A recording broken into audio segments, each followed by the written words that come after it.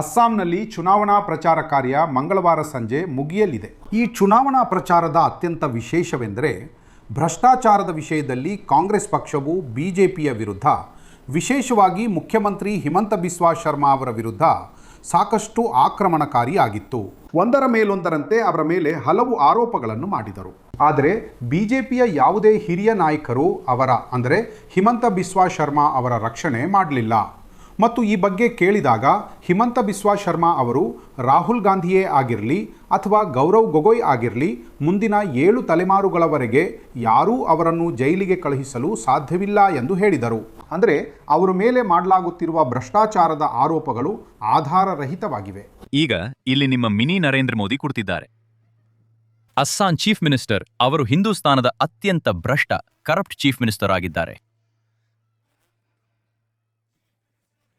ಇಡೀ ಜಗತ್ತಿಗೆ ತಿಳಿದಿದೆ, ನಿಮಗೂ ಗೊತ್ತಿದೆ. ಇದರ ಕಂಟ್ರೋಲ್ ನರೇಂದ್ರ ಮೋದಿ, ಅಮಿತ್ ಶಾ ಕೈಯಲ್ಲಿದೆ.